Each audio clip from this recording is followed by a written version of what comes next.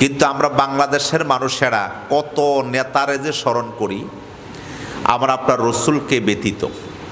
রসুল হলেন গোটা পৃথিবীর সমস্ত মানুষদের লিডার, সেরেতাজ, অনুসরণীয় অনুকরণীয় একমাত্র ব্যক্তি। কিন্তু আমরা বাংলাদেশের মানুষেরা কত নেতারে যে স্মরণ করি, আমরা আপনার রসুলকে ব্যতীত। কথা বলেন না? এজন্য বাংলাদেশের জমিনের সবচাইতে বেশি অরাজকতা, উচ্ছৃঙ্খলতা, অশান্তির বেড়াজালে আমরা এখনো হাবুডুবু খাচ্ছি। মাথায় টুপি ঠিক, মুখে দাড়ি ঠিক, পরনে পাঞ্জাবি ঠিক, নামাজও ঠিক, রোজাও ঠিক, কিন্তু রসুলকে পরিপূর্ণ নেতা না মেনে মানতেছি যত 2 নাম্বার ব্যক্তি তাদেরকে। কথা ঠিক ঠিক একটু আসতে বলেন, মাইর আসতে পারে নাকি? ঠিকটা জোরে বলেন, ঠিক না ভাই? ঠিক। এজন্য এখন থেকে আর পিছিয়ে থাকার কোনো সুযোগ নেই। এখন থেকে আমার আপনার আল্লাহর জন্য, রাসূলের জন্য আমাকে আপনাকে আমাদের সবাইকে বিলিয়ে দিতে হবে। রাজি আছেন? তাহলে নবীজির মুহাব্বতে আরেকটি বার পড়ুন, সাল্লাল্লাহু আলাইহি ওয়াসাল্লাম। আজকের রজনীটি জুমার রজনী। কোন রজনী? আওয়াজ দিতে হবে। কোন রজনী? জুমার রজনী। জুমার দিন, প্রতিটা দিন শুরু হয় রাতের মাধ্যমে। এই যে রাত্রা, এটা জুমার রজনী। আগামীকাল দিনটা জুমার দিন। যখন সূর্য উঠে যাবে ওইটার জুমার রাত থাকবে না, ওটা শনিবার রাত হয়ে যাবে। নবীজি সাল্লাল্লাহু আলাইহি ওয়াসাল্লাম জুমার দিন স্পেশাল যে সুন্নাত আদায় করছেন, তম্মদ্দুল সূরাতুল কাহাফ তেলাওয়াত করা। সুবহানাল্লাহ পড়েন। প্রতি জুমার দিনে আল্লাহ রসুল সাল্লাল্লাহু আলাইহি ওয়াসাল্লাম সূরাতুল কাহাফ তেলাওয়াত করতেন। দ্বিতীয় নম্বরে রাসূল করিম সাল্লাল্লাহু আলাইহি ওয়াসাল্লাম বলেছেন, জুমার দিনকে কেন্দ্র করে তোমরা বেশি পরিমাণে আমি নবীজির প্রতি দরুদ পাঠ করো। সুবহানাল্লাহ বলবেন না? জুমার দিনের সুন্নাতগুলো, সিয়াম রমাদানের সুন্নাহগুলো, এগুলো আমরা না জানার কারণে, হেলায় খেলায় ইসলাম মানার কারণে যত অশান্তি বাংলাদেশের মুসলমানদের কপালে।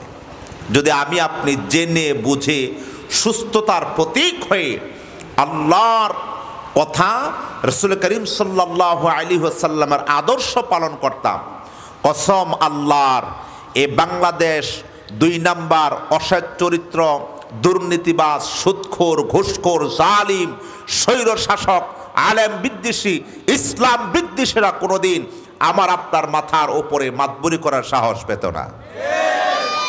আমরাও হলাম ইসলামিক চিন্তায় চেতনা ভুলে গিয়ে অন্ধের মতো জীবনযাপন করার কারণে এই ব্যক্তিগুলো সুযোগ পেয়ে গিয়েছে।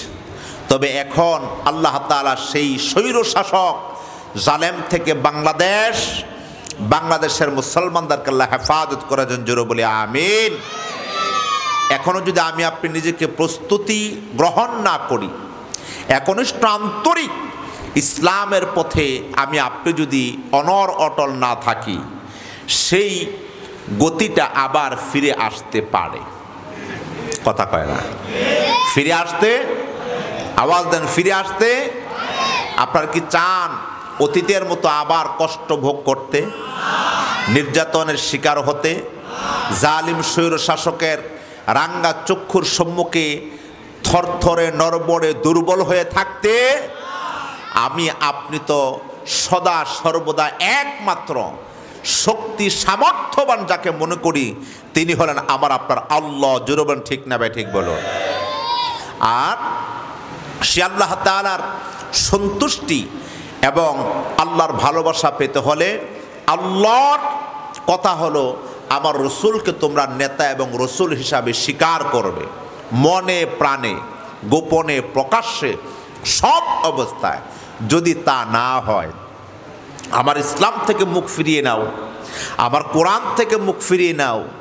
তোমরা লেনিন কালমাস্টের চিন্তা চেতনা দিয়ে জীবনযাপন করো, নাম দিবা মুসলমান ইমানদার, আর সাহায্য চাইবে আমি আল্লাহ, কস্মিন কালেও নয়, দুনিয়াতেই তোমাদের উপর লাঞ্ছনা, গঞ্চনা, অপমাননা, বিভিন্ন রকমের সমস্যার সম্মুখীন, অরাজকতা, শান্তিহীন পরিবেশ, তারপরে মানবতার যে বহির্প্রকাশ, এ সকল কিছুর সম্মুখীন দুনিয়া থেকে তোমরা হওয়া শুরু করবে। আর মরণের পরে আমি আল্লাহর আযাব তোমাদের জন্য রেডি এবং প্রস্তুতি, জুড়ে বলেন নাউজুবিল্লাহ।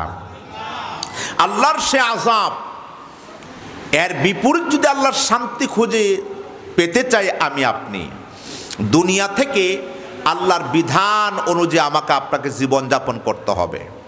কথা রাখা না বানিয়ে বললাম?